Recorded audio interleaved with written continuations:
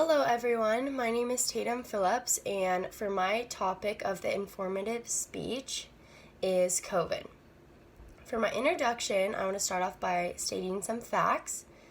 The News Center CDC reported that the U.S. COVID-19 cases continue to increase with 359,835 new cases reported in the last week.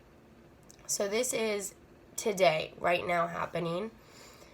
In order to fully understand COVID-19, for my speech today, we must first learn how and where the virus started, and then I'm going to continue to talk about the precautions you have to take if you feel any symptoms, and lastly, my experience with COVID and the impact it had on my society. So first, let's discuss the background and history of this virus, so-called COVID-19.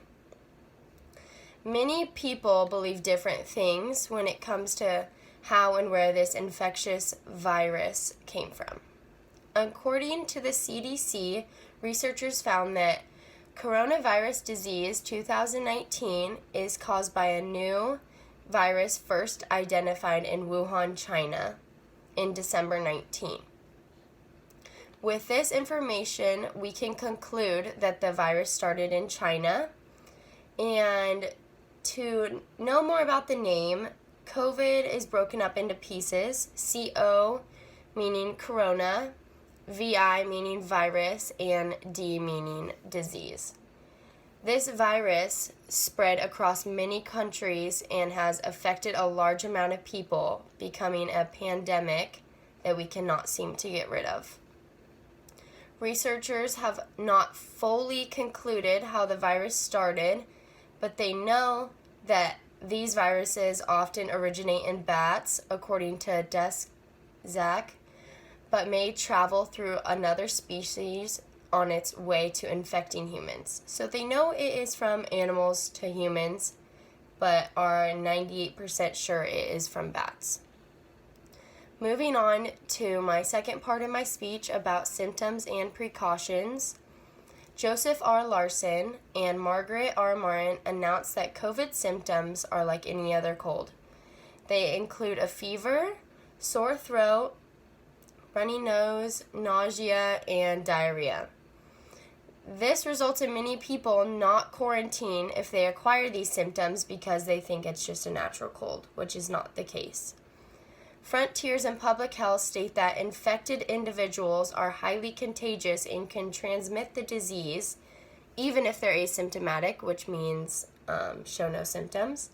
And this fact further needs to isolate and test often. So if you acquire these symptoms, you need to isolate in your bedroom by yourself for 10 to 14 days, therefore it does not spread.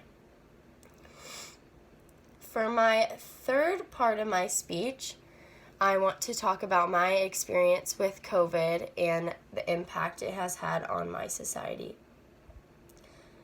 I was one to live my life to the fullest, never thought I would get COVID. I would wear a mask to social distance and take all the precautions I could not to let it spread, although I did not stay in my house and let it affect my life. This past Wednesday, though, October 13th, I tested positive for COVID. So I have it right now, unfortunately, as I do this speech. I have been quarantined in my room since, and it has been a mental test, to say the least.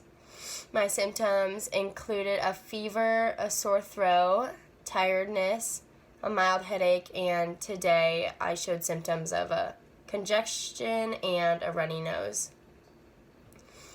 My time on my own has consisted of many FaceTime calls with my friends and family and watching many, many movies.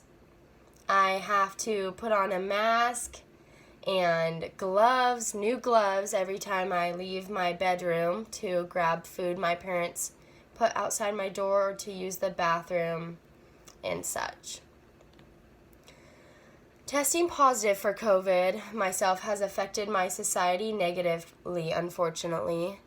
my workplace, I worked at a restaurant and they had to unfortunately shut down this weekend until tomorrow to sanitize and make sure it is safe for the customers that come in and my employees.